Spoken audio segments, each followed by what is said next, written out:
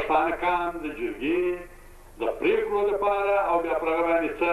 پښتانه کام رڼا واچوله. د دې په باره کې د ټول کام چې کومه نتیجه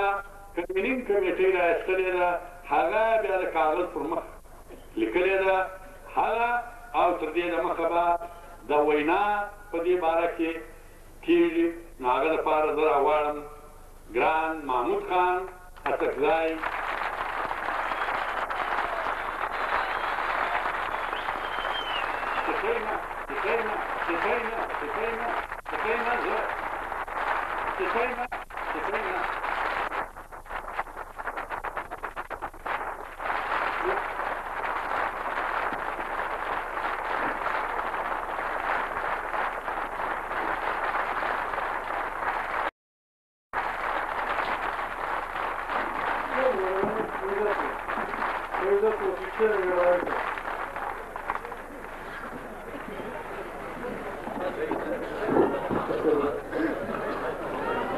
أعوذ بالله من الشيطان الرجيم.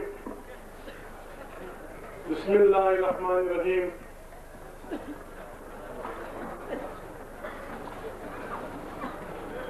د لر او بر افغان پر یو ډېر حساس وخت کې په داسې وخت کې چې پښتون قام هر چیرې د ډېرې لویې بدبختۍ سره مخامخ دی، په داسې یو وخت کې چې د پښتون قام بچي دوه وخته ډوډۍ هم نشي پیدا کولی او په لوی افغانستان کې 14 کلن جنګ ډېر پیاوړي ساهو قام ته ډېر ناوړه زخمونه ورکړي دي. هر کور، هر نغری، هر کلی، هر ټبر، هر هیل، هر خیل خپل یتیمان یې منوي. عزیزانو، په داسې یو وخت کې د پښتانه او بیا د جنوبي پښتونخوا په مرکزي ښارکوټه کې چې هغه د کاسیانو یا سنځیو بازیانو کاکړانو او درانیو پښتنو پر مځکه آباد دی. په دې جرګه کې چې پښتونخوا ملي پارټۍ رابللې ده د هغې کنوینینګ کمیټۍ رابللې ده. موږ دا 3 ورځې عزیزانو ستاسې کوربانه وو، تاسې زموږ میلمانه واست.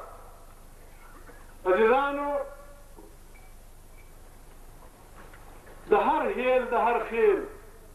د پښتانه د ډېرو درنو نغریو سپین ږیرو، د هر هیل، د هر خیل ډېر پیاوړو پښتنو مشرانو په داسې یو وخت کې چې پښتونخوا ملي پارټۍ د خدای پاک ته وس ورکړ، خدای پاک دا موقع ورکړله چې د پښتانه قام د ډېرو درنو پښتنو دا جرګه دلته راوبولي. په رښتیا درته وایم عزیزانو، دا زموږ دپاره ډېره د خوشحالۍ خبره ده، ډېره د ویاړ خبره ده.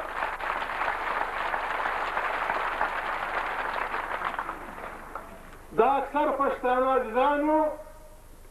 چې د پښتونخوا ملي پارټۍ ملګرو رابلل، دا ټول په دا خبر وو چې د پښتونخوا ملي پارټۍ کنوینینګ کمیټۍ د هغې ډېر ګران مشر ملګری محترم نواب ایاز خان جوګیزی او کمال خان شیراني دوی چې دا مرکه رابلله، دا جرګه یې رابلله،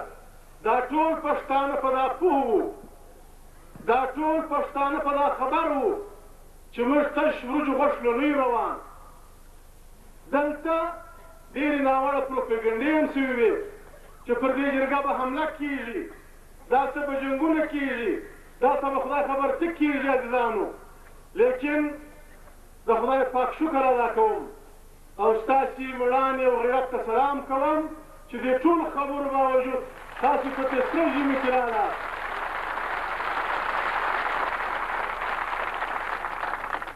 او دې جرګه کې مې ګډون وکړ. عزیزانو،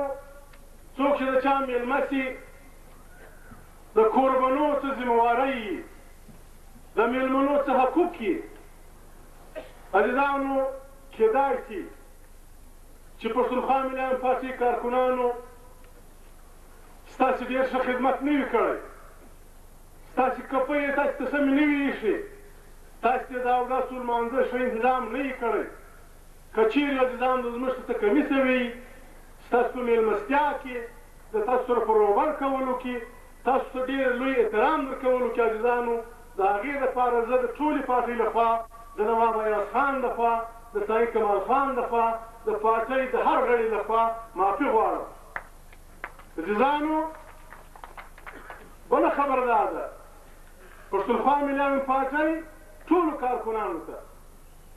هغه ټولو خویندو ته هغه ټولو مندو ته چې چا دا 3 ورځې د دې مېلمنو خدمت کاوه چا ډوډۍ ورپخولې چا شپه ورکوله چا دلته خدمت کاوه د چا به لاس په دیګو سوځلي د چا به دلته نور چا به ناخوبۍ کړي عزیزانو د ملګرو نومونه نشي اخیستل کېدای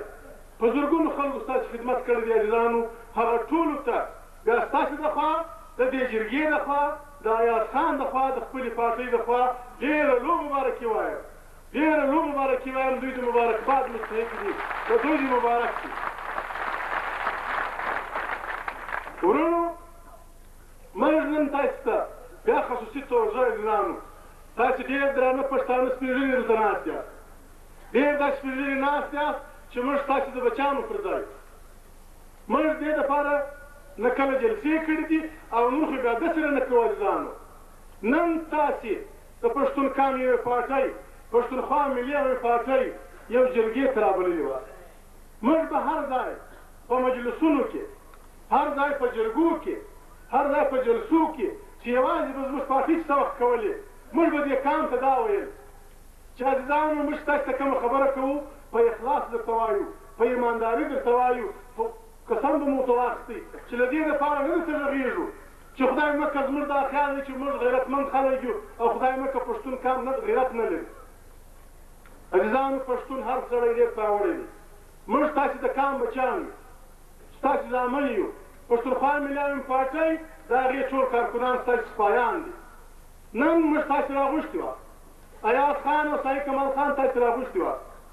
تاسې دلته راغلاست پر دې کام باندې مو ډېر احسان وکړ د مړو سره مې خپل عقل شریک کړ د مړو سره مې خپله پوه شریکه کړله عزیزانو نور خلک نورې سیاسي پارټیانې عزیزانو هر څه چې وایي د دوی خوښه زموږ دپاره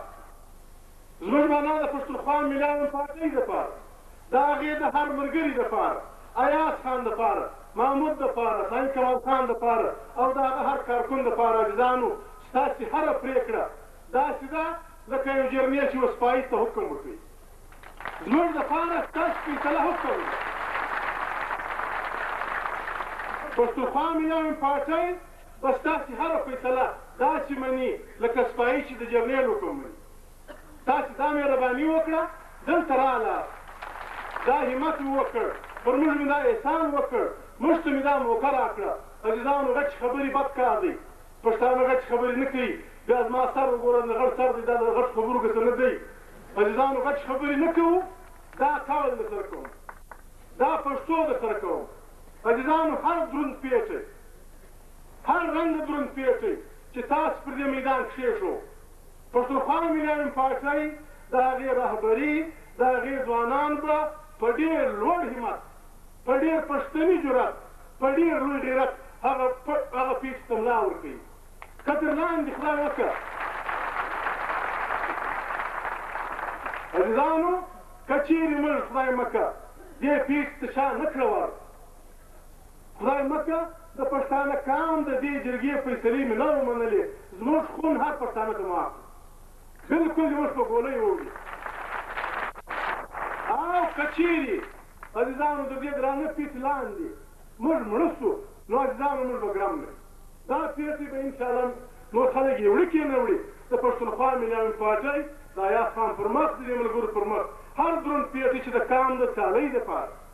د کام د سوکالۍ دپاره د کام د خود اختیارۍ دپاره د کام د ښځو ځوانانو نجونو هلکانو د لوړو سپږو د خلاصون دپاره چې هره پرېکړه تاسې وکړه انشاءالله موږ سرنجین غړوو بس تاسې عزیزانو خالد تش یو غږ به غواړو چې د دغه سپېږیرو چې دلته راغلي یاست دلته د هرې پارټۍ خلک رالو موږ قربانه وو موږ چا ته څه نسو ویلی د هرې پارټۍ خلک رالو خصوصا ANC والا وو محترم عزیز الله ماما قومي پارټۍ رفیق پښتون چینوکات والا د جمعیت علماء اسلام هم ځینې خلک رالو عزیزانو کېدای شي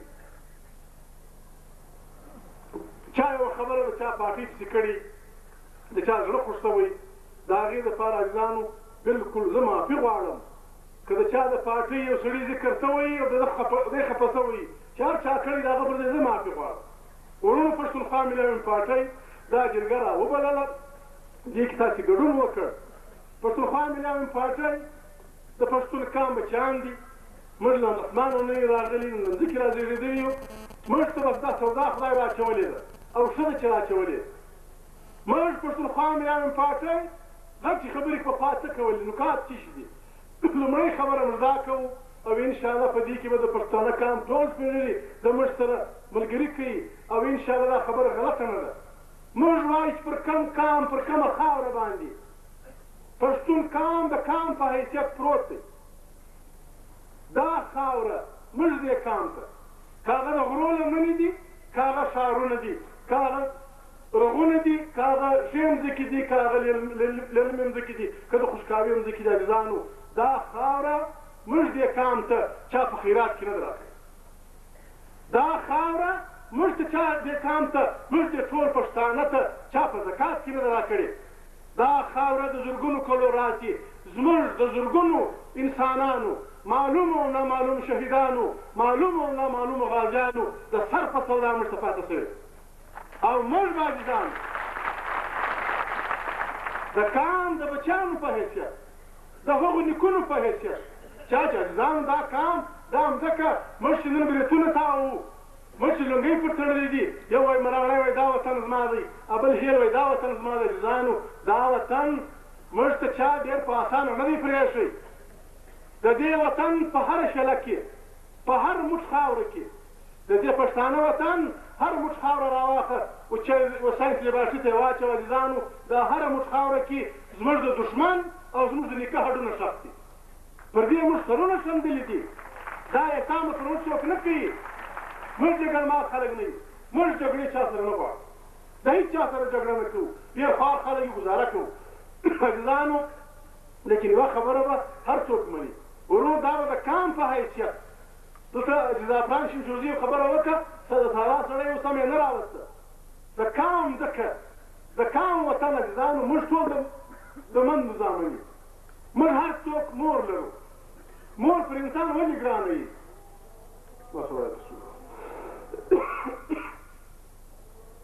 پراته پښتانه یو موږ دا پښتون تر ډېره اسماعیل خانه پورې دا دی د بیا اسماعیل خانه بیا چې دی تر چتراله پورې NWFP صوبه سرحد دی په منځ کې قبایل دا زموږ حق دی دا زموږ شرعي انساني اسلامي سیاسي حق دی چې په پاکستان کې پنجاب یې خپله صوبه لري بلوچ یې لري نه ده ګناه سندھ یې لري نه ده ګناه پښتون که ووایي زه یو ځای کېږم پښتونستان جوړوم دا ځینې وایي کفر دي ناپوه خلک وایي ځینې وایي ناروا دی ځینې وایي نه دې پرېږدم وروره دا جرګه دې مهرباني وکړي تشریح وکړي د دوی به یوه سترګه خاندي یوه به یې ژاړي دا د چا د پلار په وس نه ده پوره چې پښتون قام ته صوبه وګرځوي هېڅ چا په وس نه ده پوره دا غریاني قام ته هېڅ څوک درېدای خامخا به یې وکړي موږ یې په امن غواړو په خوشحالي یې غواړو عزیزانو دلته یې کاغذ پروت دی جرګې فیصله کړې ده دا به تاسو ته واوروم پوه شوئ کنوینینګ کمیټۍ د ایاز خان نواب په مشرۍ کې کومه کمیټۍ وه د دې جرګې د مجلسونو په نتیجه کې دوی یو شی لیکلی دی دا به نو زموږ فیصله یې کړه لاس راته راپورته کړ دا به نو زموږ د دې جرګې فیصله یې پښتانه په قسمو په طلاقو بد ایسي بس موږ په پښتو باور وکړئ چې ته یې فیصله کړه